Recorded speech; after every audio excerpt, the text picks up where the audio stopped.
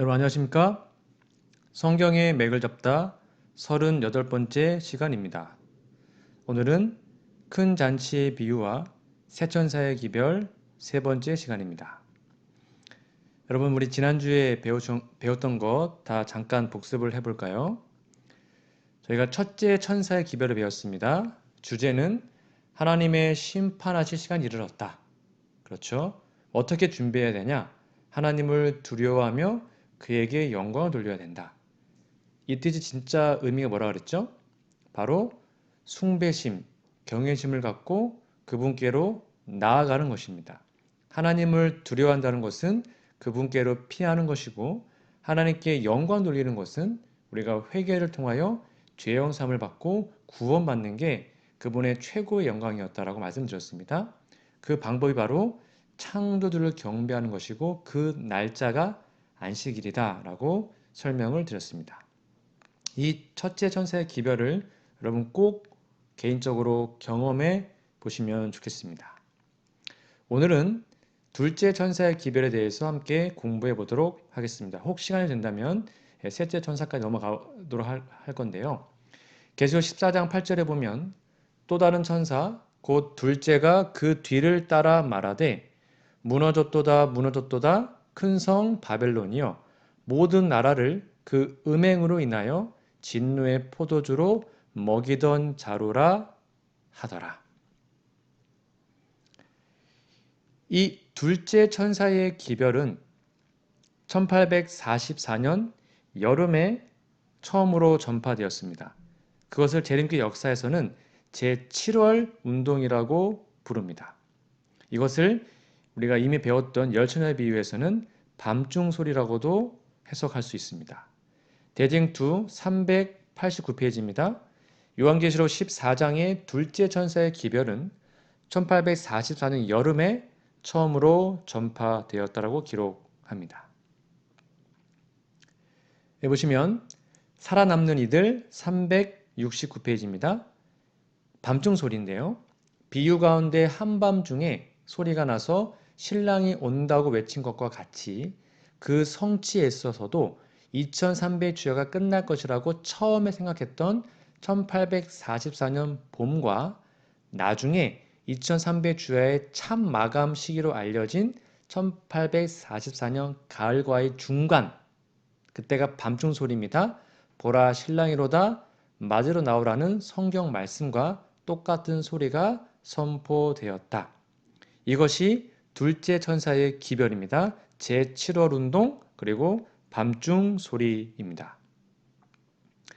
대쟁투 389페이지입니다. 요한계시록 14장의 둘째 천사의 기별은 1844년 여름에 처음으로 전파되었다. 그런데 그 기별은 그 심판의 경고가 제일 널리 전파되고 제일 보편적으로 거절당하고 또한 교회가 가장 급속도로 타락하게 된 북미합 중국, 즉 미국의 교회들에게 가장 직접적으로 적용되었다. 그러나 둘째 천사의 기별은 1844년에 완전히 성취되지는 못하였다. 지금도 이 둘째 천사의 기별은 선포가 되어야 합니다. 자, 도표에 보시면 1840년대 재림운동이 시작된 것이 첫째 천사의 1차적인 적용이었습니다. 그리고 1844년 여름에 밤중 소리 제7월 운동을 통하여서 둘째 천사의 기별이 선포가 됩니다. 밀러의 재림 운동은 어떠한 단순히 시기를 정하는 그런 운동이 아니었습니다. 물론 밀러에게는 재림의 시기가 중요하기는 했어요. 하지만 그건 어디까지나 부차적인 문제였고 밀러의 재림 운동의 원래 의도는 백성들이 재림을 정말로 잘 준비해서 맞이할 수 있도록 그들의 신앙의 부흥을 위한 운동이었습니다. 그래서 재림 운동은 신앙 부흥 운동이었습니다. 그래서 이 윌리엄 밀러는요, 어떤 종교 단체나 또는 종파에 개종시키려고 어떤 교파를 만들려고 단 한 번도 시도하지 않았습니다. 밀러의 생각을 말씀해 드릴게요. 대쟁투 375페이지인데요. 이렇게 나와 있습니다. 밀러는 말하였다. 나는 기성 교파들로부터 분리된 별개의 교파를 만들거나 어떤 교파의 이익을 위하여 다른 교파에게 손해를 끼치려는 욕망이나 생각은 전혀 없었다. 나는 모든 교파에게 유익을 주고자 생각하였다. 무슨 말이냐면 여러분 재림한다는 거 성경에 나와 있잖아요. 그러니까 장로교든 감리교든 어떤 교회든 성경을 믿으니까요. 예수님의 재림을 준비시키는 것은 좋은 거니까 모든 교파에게 유익이 될 거라는 생각을 가지고 이 재림 운동을 일으킨 거예요. 윌러가요. 나는 그리스도인 누구나 그리스도의 재림의 소망을 즐거워할 것이며 비록 나처럼 깨닫지 못하였을지라도 그들은 조금이라도 더 많은 사람들이 그 교리를 받아들이는 것을 기뻐하리라고 생각하고 어떤 별개의 회중을 가질 필요가 있다고 생각한 적은 없다. 교파를 분파를 원치 않았습니다. 그냥 모든 교회가 다 신앙이 부흥하면 좋겠다라는 의미로 한 것입니다. 나의 목적은 오로지 사람들을 하나님께로 돌아오게 하고 회개하는 것입니다. 장차 올 심판에 대하여 세상의 주의를 환기시키고 나의 동족들에게 하나님을 편안하게 배울 수 있는 마음의 준비를 시키는 데 있었다. 그게 밀러의 재림운동의 목적이었습니다. 그리하여 나의 활동으로 회개한 대다수의 사람들은 여러 기성교회, 그러니까 일반 기독교에 그냥 그대로 속하였다라고 기록합니다. 따라서 약 4년 만에 1840년도에 시작했단 말이죠. 재림운동이. 1844년, 즉 4년 만에요. 감리교회는 4만 명, 침례교회는 4만 5천 명. 대단하지 않습니까? 엄청나게 많은 새로운 신자들이 얻게 되었습니다. 즉 회심을 경험한 거죠. 그러나 이러한 재림운동의 선교적 노력이 한층 강화되면서 일반 기독교, 즉 개신교의 반대와 탄압도 강력해지기 시작했습니다. 이제는 재림운동에 동조하는 자들에게 공식적으로 제재가 가해졌고요. 강단을 폐쇄하는 교회들도 나타났습니다. 그러나 이 당시의 재림운동의 지도자들은요. 로마 카톨릭은 바벨론이다 라고 규정했지만 개신교회는 그냥 라오디게아 교회의 정도의 상태만 있지 아직은 바벨론이 아니다 라고 생각을 했습니다. 여러분 그런데 반대가 점점점 강해져서 이 재림운동에 참가하는 신자들이요. 일반 소속 교회로부터 제명을 당하게 되자 그리고 대중으로부터 조롱당하게 되자 일반 개신교회도 바벨론에 포함시켜야 되겠구나. 이들도 타락했구나. 라는 개념이 형성되게 되었습니다. 인식이 바뀐 거예요. 그래서 1844년 봄에 그 첫 실망 이후에는 더욱 탄압이 강력해졌죠. 그래서 목사들과 교회 지도자들이 재림교회를 배척하기로 결의하고 일체의 토의를 중단시켰습니다. 재림 집회 참석 금지. 그다음에 교회 기도회에서 일반 교회 기도회에서 재림의 소망 말하는 것도 금지됐습니다. 그래서 어쩔 수 없이 재림 성도들은 본래 속해 있던 교회가 첫째 천사의 기별을 거절한 것과 둘째 천사가 경고한 상태, 즉 바벨론화 되어 있는 거죠. 빠지게 되었다고 판단하게 되었어요. 결국 그 교회를 떠나는 것이 정당하다고 생각하게 됩니다. 그래서 대쟁투 382페이지에 보면 이렇게 말하고 있습니다. 그리고 바벨론이 무너졌다고 선포하는 요한계시록 14장의 기별은 전에는 순결했으나 그 후에 타락한 종교 단체들, 즉 일반 개신교를 말합니다. 거기에 적용될 수밖에 없다라고 그들은 깨닫게 됩니다. 여러분 그러나 여기 보시면 대쟁투 376페이지입니다. 이어서 읽어드릴게요. 그러나 하나님의 말씀의 증거가 압박을 당하고 예언을 연구하는 그들의 권리가 박탈당한 것을 깨닫게 되자 그들은 그 사람의 말에 복종할 것이 아니라 하나님께 충성해야 할 것을 느꼈다. 그들은 하나님의 말씀의 증거를 막으려는 자들을 진리와 기둥의 터가 되는 그리스도의 교회를 구성한 자들이라고 볼 수 없었다. 그리하여 그들은 본래 속해 있던 교회에서 떠나는 일을 정당하다고 생각하였다. 그래서요, 1844년 여름에 약 5만 명의 교인들이 여러 개신교 교파에서 나오게 됩니다. 이어서 볼까요? 첫째 천사의 경고를 거절하므로 그들은 그들의 회복을 위하여 하나님께서 마련해 주신 길을 거절하였습니다. 회개의 기별을 거절한 것입니다. 그들은 그들을 하나님께로부터 떠나게 한 악을 교정하여 줄 수 있는 은혜로운 사자를 배척하고 더욱 큰 열성을 가지고 세상과의 친교를 구하였다. 즉 첫째 천사의 기별을 배척하였습니다. 자 보세요. 1844년 그때에 교회 안에, 즉 미국의 일반 개신교회 안에 존재했던 세속화와 배교와 영적 죽음 등의 무서운 상태에 대한 원인은 여기에 있었다라고 기록합니다. 즉 첫째 천사의 기별, 회개의 기별을 거절하자 대부분의 개신교회들이 영적으로 쇠퇴하게 되었습니다. 영적 타락, 세속화가 되었음을 우리는 역사적 사실을 통하여 확인할 수 있어요. 자, 그러면 여러분, 오늘날 제7일 안식일 예수 재림교회는 어떠합니까? 우리 재림교회는 날마다 세속화되고 있을까요? 아니면 날마다 믿음으로 성장하고 있을까요? 여러분들은 어떻게 느껴지십니까?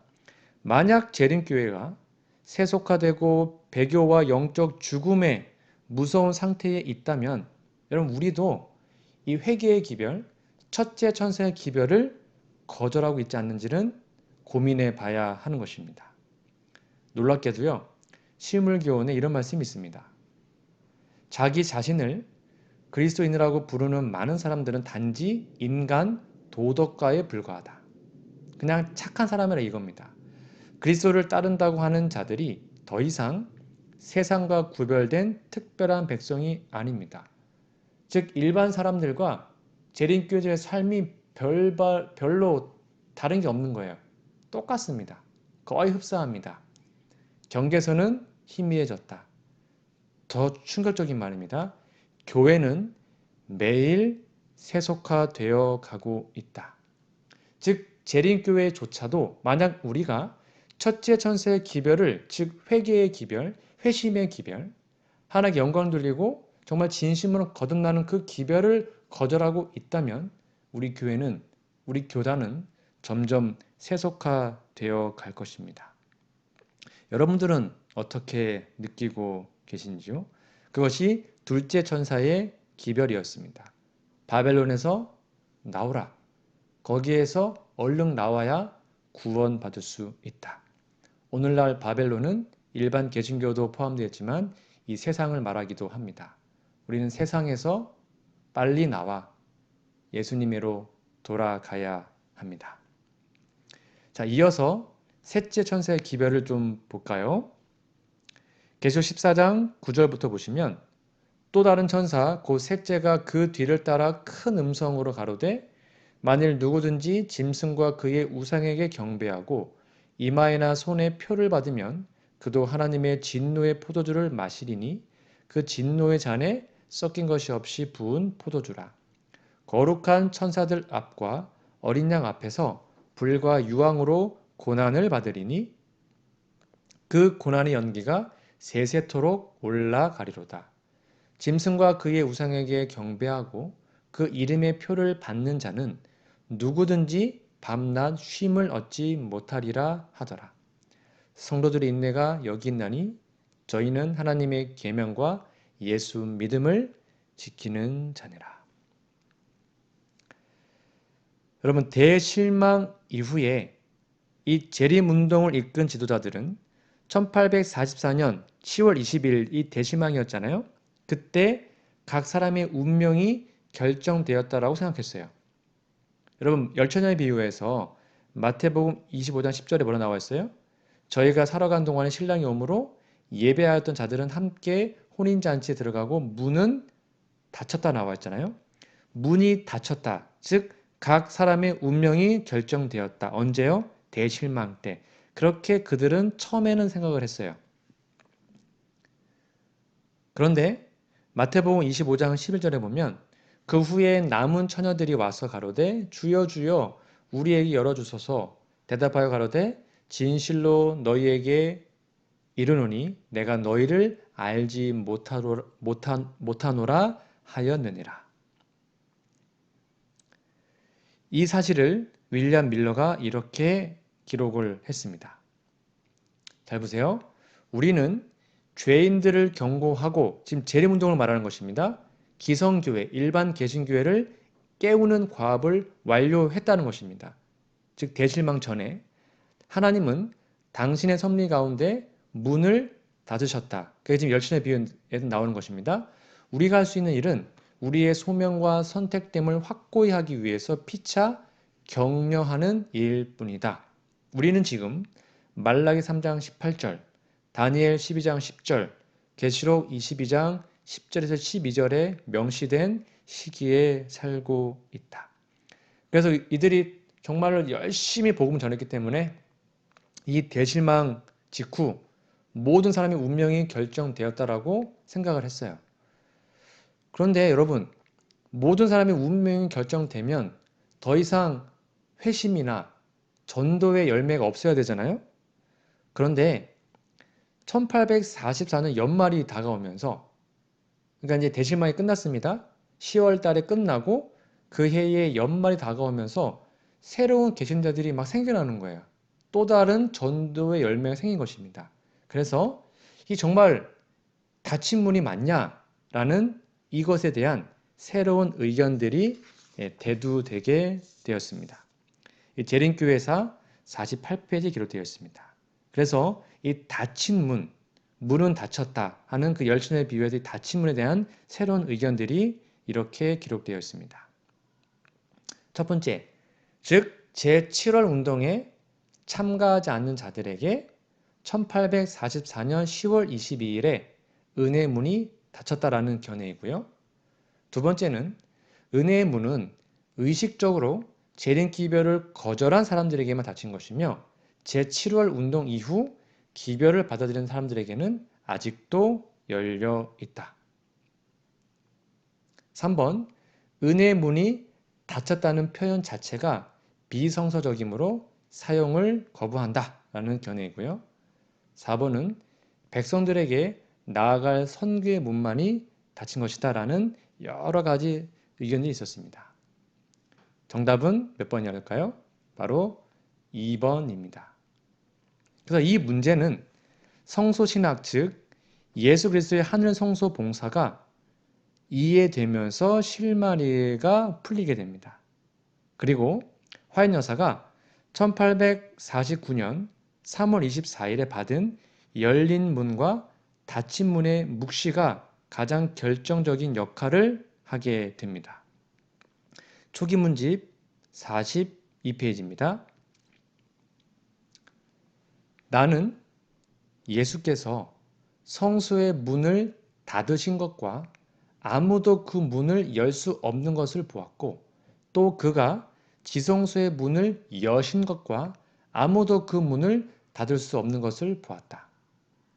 그러니까 성소의 문은 닫혔습니다. 그런데 지성소의 문은 열린 것입니다. 닫힌 문이 있으면 열린 문이 있는 거예요. 그리고 예수께서 법궤가 있는 지성소의 문을 열어놓으신 이래 십계명은 하나님의 백성들에게 줄곧 빛을 비추고 있었으며 그들은 안식일 문제로 시험을 받고 있었다라고 얘기하고 있습니다. 더 이어서 보면 나는 사단이 이 점에 하나님의 백성 중 어떤 이들을 유혹하고 있는 것을 보았다.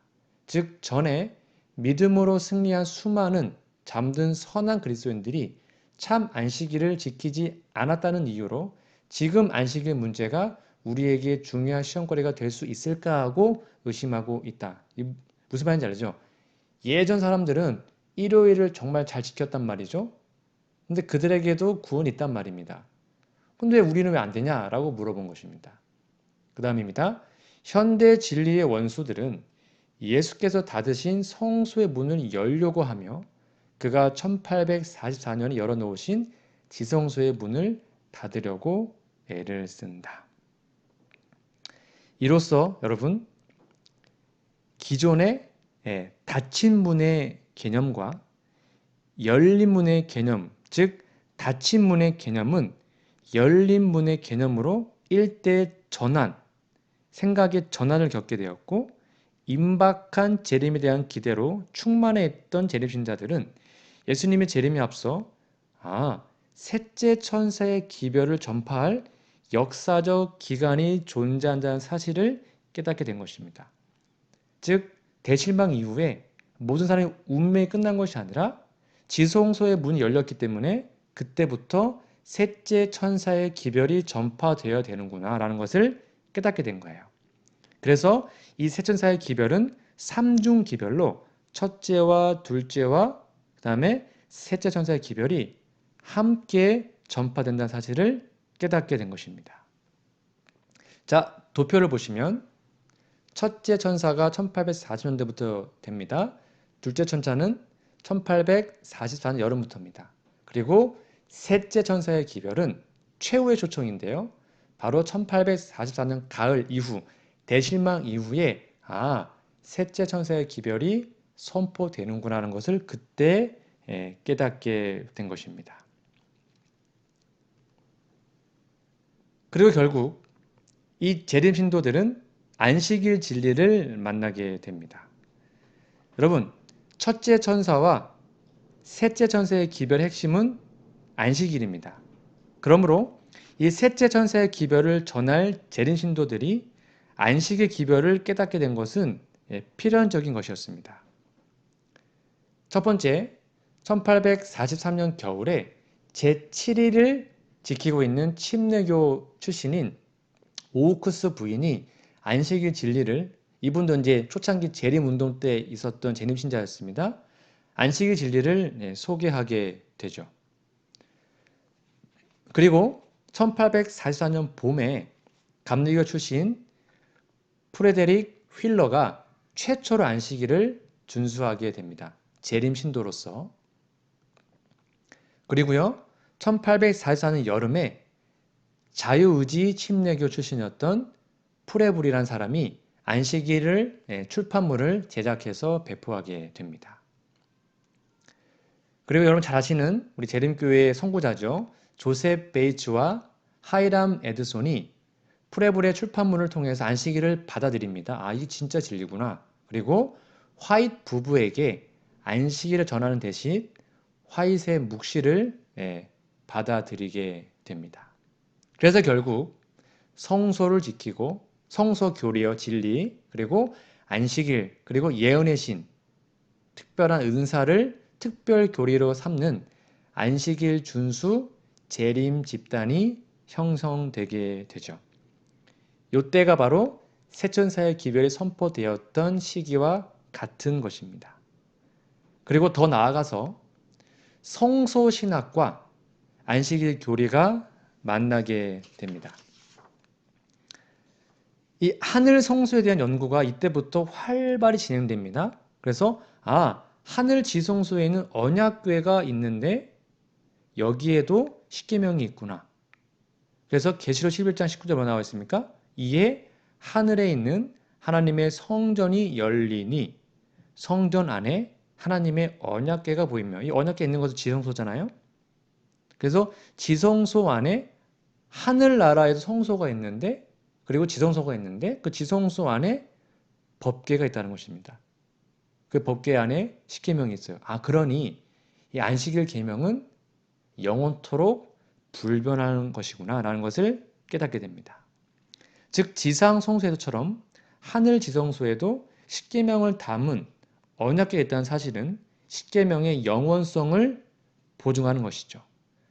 여기에 이어서 1847년 4월 3일에 화인 여사는 하늘 성소 묵시를 보게 됩니다. 여러분 잘 보세요. 재림교회에서 되게 중요한 묵시인데요. 초기 문집 32페이지입니다. 첫 번째 돌비에 있는 4개의 계명이 다른 쪽의 6계명보다 유난히 밝게 빛났다. 그리고 4계명 중에서도 안식일 계명이 가장 밝게 빛나고 있었는데 그 이유는 안식일은 하나님의 거룩한 이름을 기념하기 위하여 구별되었기 때문이다. 그러니까 화인 여사가 하늘 지성소의 십계명을 본 겁니다. 그 중에 넷째 계명이 번쩍번쩍한 것을 보게 된 것입니다. 이어서 보면 나는 안식일 계명이 십자가에 못 박히지 않았음을 보았다. 만일 그 계명이 못 박혔다면 다른 9계명도 마찬가지로 못 박혔을 것이고 따라서 우리는 넷째 계명은 물론 모든 계명을 범해도 무방할 것이다. 나는 그분의 안식일이 변경되지 않았음을 보았다.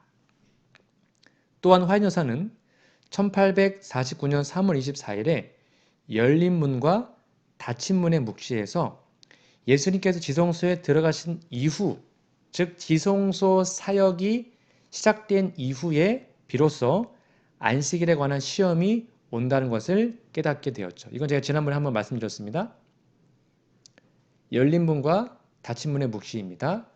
초기 문집 42페이지입니다. 난 예수께서 성소에서의 중보 사업을 마치시고 둘째 휘장 안으로 들어가신 이후에 그때에 비로소 현재와 같은 안식일에 관한 시험이 올 수 있음을 보았다. 쉽게 말하면 지성소 들어가기 전에는 몰랐기 때문에 일요일을 정말로 충실히 지키면 구원받을 수 있었다는 것입니다. 그러나 지금은 지성소 시대이기 때문에 안식일을 거룩히 지키는 것이 하나님의 표란 사실을 화인 여사가 보게 된 것입니다. 그래서 화인 여사는 이렇게 재림교회의 기본 교리가 형성되던 이 시기에 특별한 경험을 이제 묵시로 보았고 그것은 바로 견고한 토대에 관한 가르침이었습니다. 그래서 여러분 1848년 6차례의 안식일 총회에서 열심히 성경 연구의 결과로 현재 재림교회의 뭔가 지표가 되는 큰 5개의 교리가 형성되게 됩니다. 이 내용은 세천사의 기별과 영원한 복음이라는 책 69페이지에 기록되어 있는 걸 제가 좀 정리해 보았습니다. 첫 번째, 이때 우리 재림교회의 가장 중요한 기둥 같은 교리가 형성됩니다. 그리스도의 재림의 박두, 즉 예수님의 재림이 곧 임한다. 두 번째, 제7일 안식일은 영원토록 준수되어야 한다. 되게 중요한 교리죠. 세 번째, 첫째와 둘째 천사의 기별과 바르게 연계된 바로 셋째 천사의 기별을 이때 이해하게 됩니다. 네 번째, 고대 대속죄일의 원형인 하늘 성소의 둘째 칸 지성소에서의 1843년 이후에 그리스도의 봉사가 무엇인지 어떤 일을 하는지 그게 바로 조사심판이잖아요. 거기에 대한 교리가 확립되게 됩니다. 그리고 다섯 번째, 영혼 멸절론, 즉 영혼이 살아있어서 천당과 지옥 가는 것이 아니라 영혼은 없다. 그리고 구원받지 못하면 멸절된다라는 재림교의 기둥 같은 현대 진리들이 이때 형성되게 됩니다.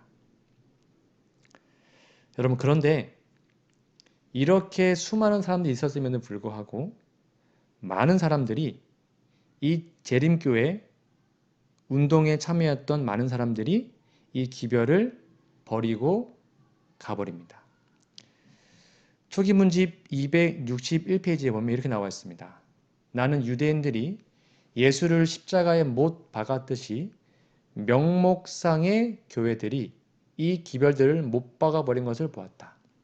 그러므로 그들은 지성소로 나아가는 길을 알지 못하며 거기에서 행하고 있는 예수의 중보로 인한 은사를 받을 수 없게 된 것이다 라고 기록합니다. 무슨 말입니까? 즉 1840년대의 재림운동에 함께 참여해서요. 첫째와 둘째 천사의 기별을 전했던 사람들이 있었단 말이에요. 그때까지만 해도 같은 동료였어요. 그런데 그들이 이 셋째 천사의 기별과 특별히 안식일 진리를 거절하게 됩니다. 첫째와 둘째까지는 함께 믿었어요. 근데 셋째 천사의 기별, 즉 안식일 기별을 거절합니다.